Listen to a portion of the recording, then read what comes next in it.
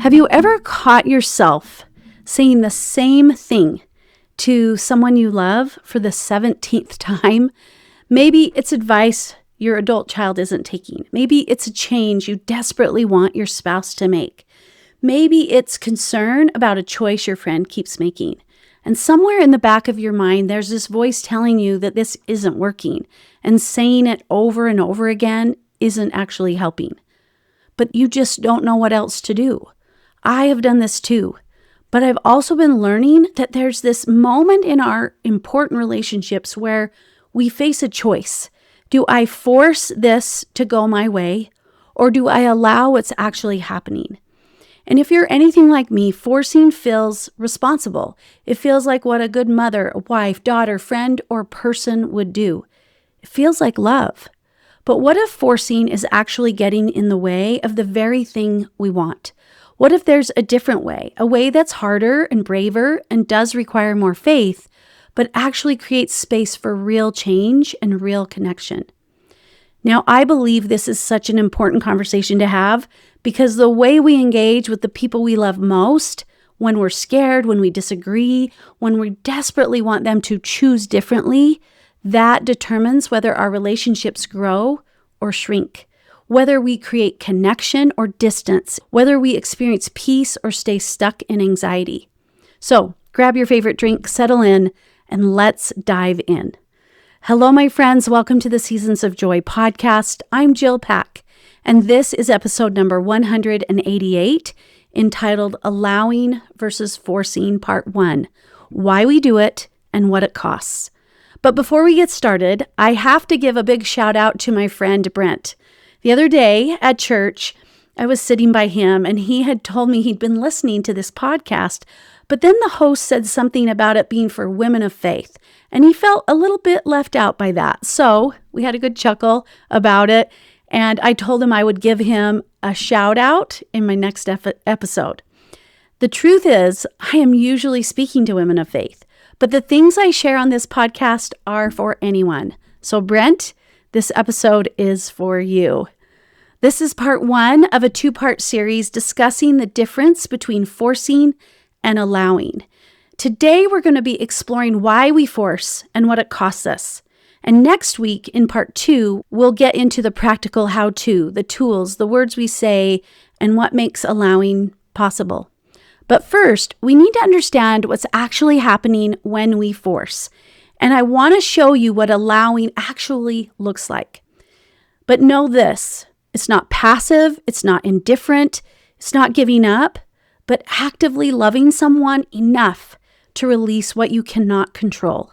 So I have a story that I believe really illustrates this well. A few days ago, I was standing midway on a beginner ski run with my 6-year-old granddaughter, and I could feel it rising in me, that familiar urgency. Now, she's only been skiing twice before. It was 2 years ago. And now here she was frozen on the ski hill, looking down, her little body just rigid. And everything in me wanted to just push. And I probably had been up to this point. Saying things like, you can do this. It's not that steep. Come on, just try. But I could feel this in my body. I could feel that push. The need for her to not be scared. I wanted to just get her past the fear, to make her brave, to get on with the fun day we planned. But something made me pause. And I remembered, she's not acting this way to be difficult. She's acting this way because her nervous system is dysregulated. She doesn't feel safe, and no amount of pressure from me was going to make her be any less afraid. In fact, my forcing would probably make it worse. So instead of pushing, I leaned in, I held onto her little arms, and I looked into her eyes and I asked her, "Are you safe?" And she looked around. She could see me, her aunt behind her grandpa just a little ways down the hill, the gentle slope, other kids going down just fine. And then she said, "Yes." And then I asked her this, "Do you feel safe?"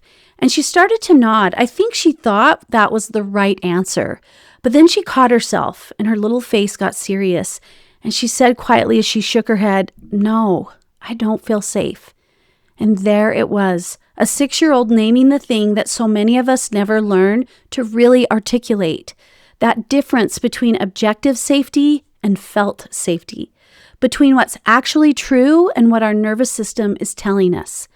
That's exactly how it is sometimes. I remember telling her, and I said, you are safe, but your body doesn't feel safe right now. So let's help your body feel safe. So we stood there, not skiing, just breathing together, just being. I had to allow her the time to regulate herself so that she could feel in control. I had to meet her where she was without trying to control anything. And after a few moments of deep breathing, something shifted.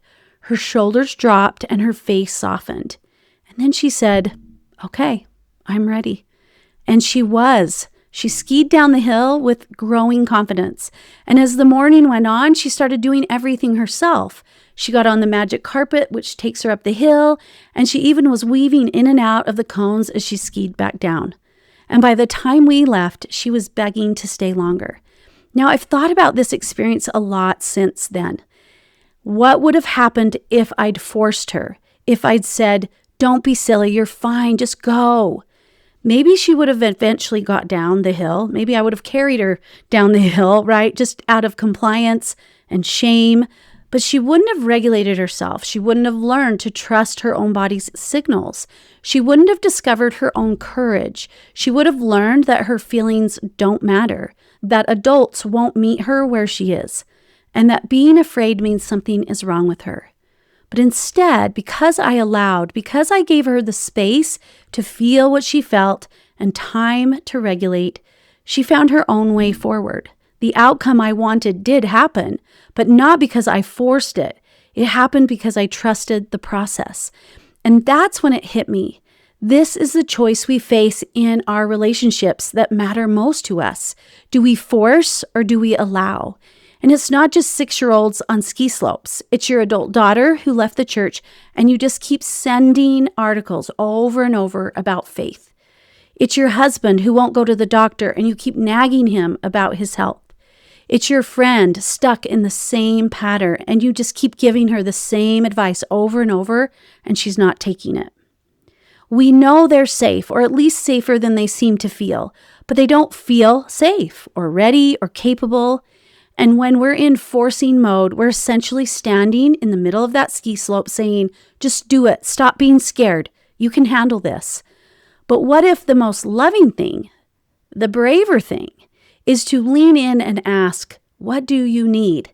And then allow the time, the space, the process that they need to find their own way. So today, I want to talk about this posture of allowing versus forcing and how it changes everything about how we show up in our relationships that matter the most to us. So why do we do it? Why, when we genuinely love someone, do we slip into forcing mode, even when we know intellectually that it doesn't work? It's because it's a coping strategy. It's not a character flaw. And once we understand where it comes from, you can have so much more compassion for yourself when you catch yourself doing it.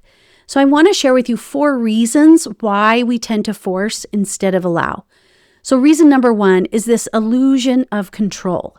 We believe that we have more control than we actually do. And when we're anxious, our brain desperately wants that illusion. And when someone we love is struggling or making choices that scare us, we feel powerless. And that powerlessness activates our nervous system. And we go into our fight or flight. And our brain starts scanning for, what can I do? How can I fix this? How can I make this better? And forcing, which looks like nagging, advising, managing, controlling, temporarily relieves that anxious feeling.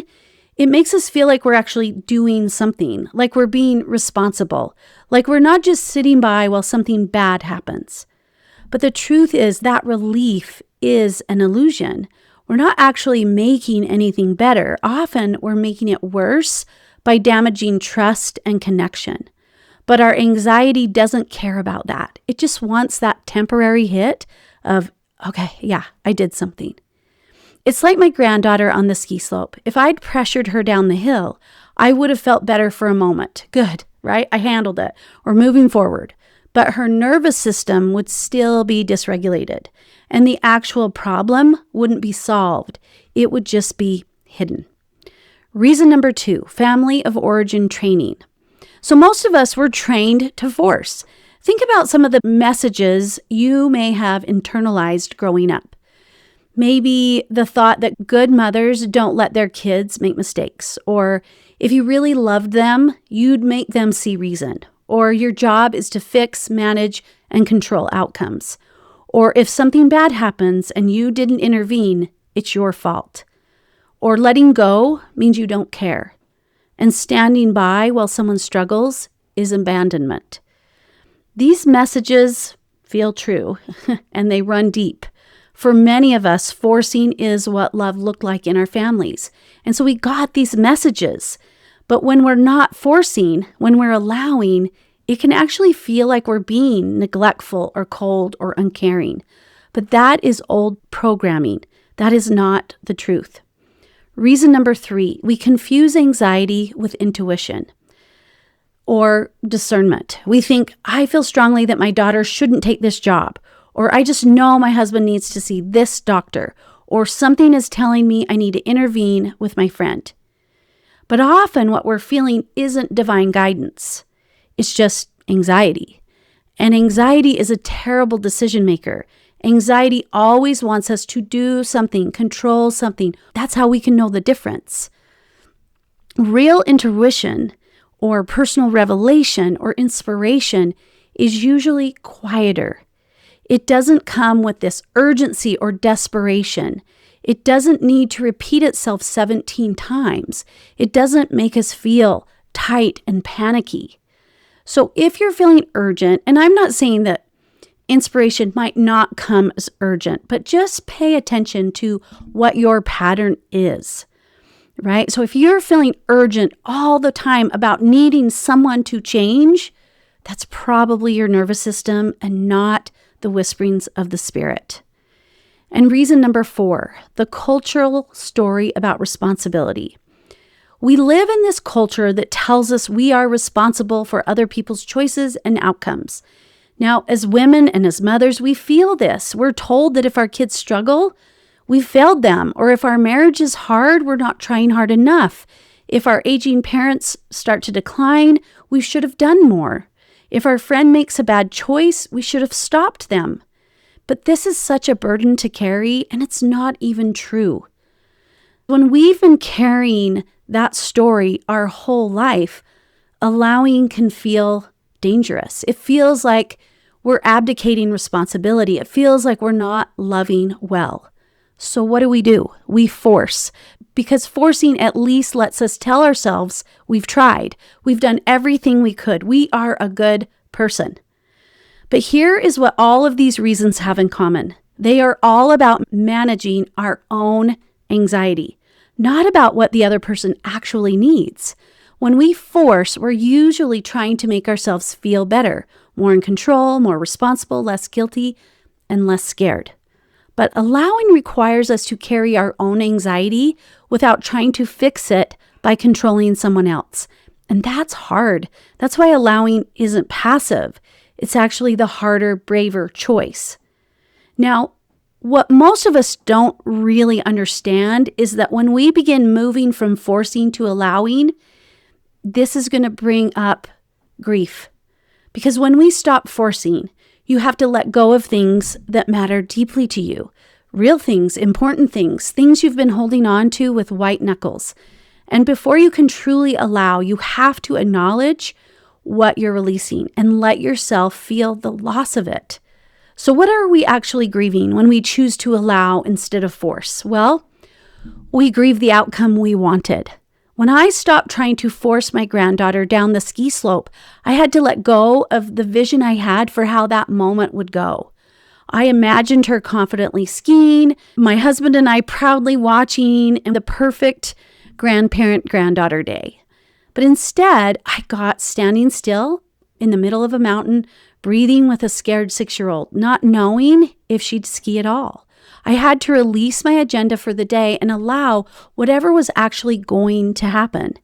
And in our adult relationships, the stakes can feel so much higher. When you stop forcing your adult daughter to come back to church, you have to grieve the vision you had of worshiping together, of a shared faith, of the spiritual legacy you thought you'd pass on.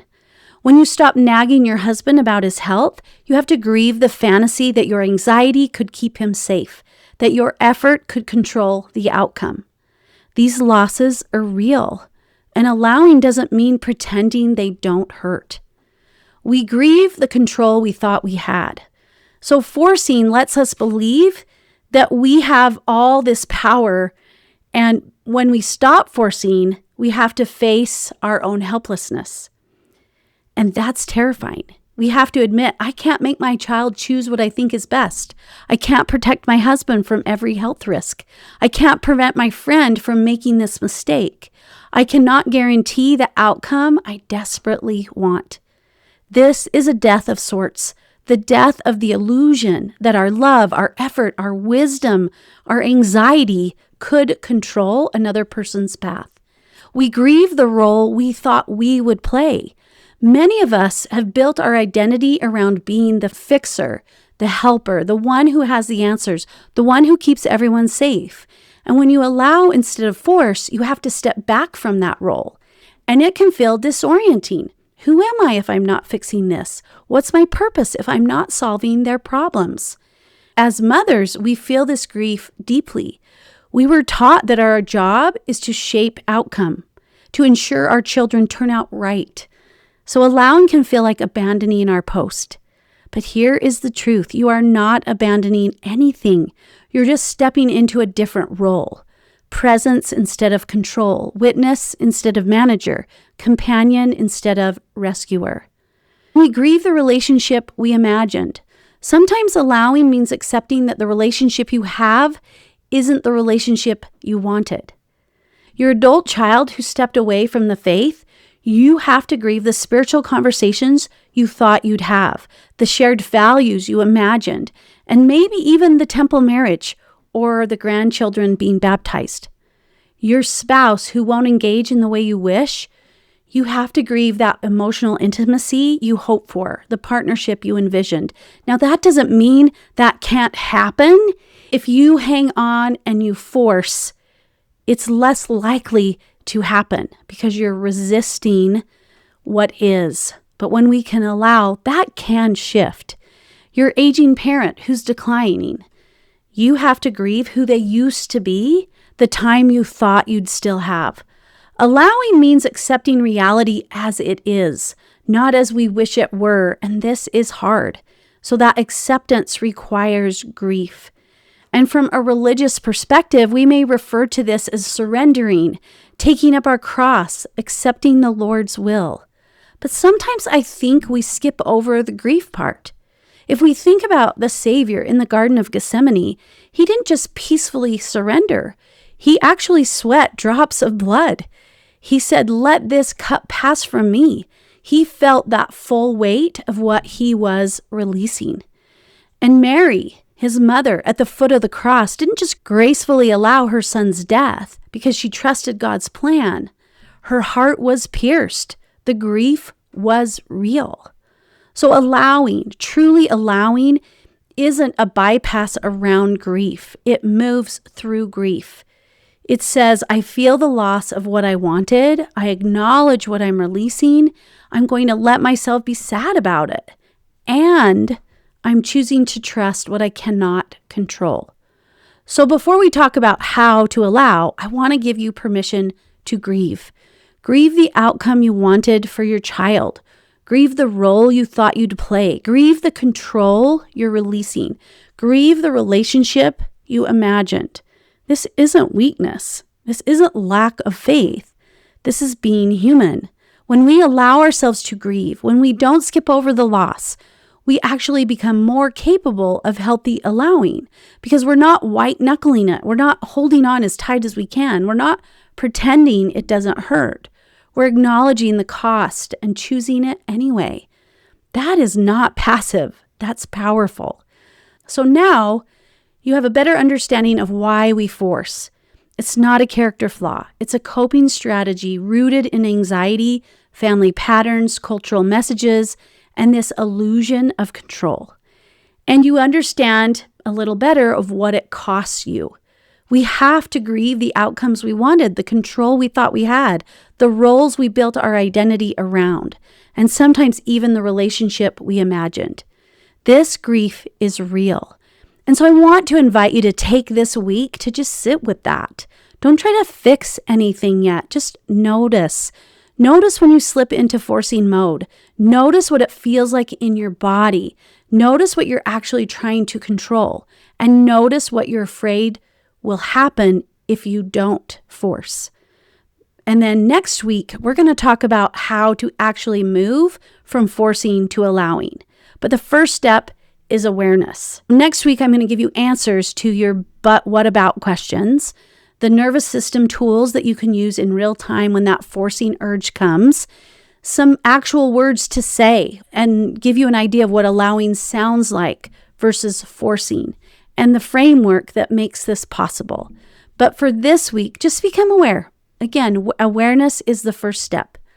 I will see you next week for part 2, and until then, may you have compassion for yourself when you notice the forcing pattern. You're not broken. You're just trying to love the best way you know how, and we are going to learn a better way together. Thank you so much for being here.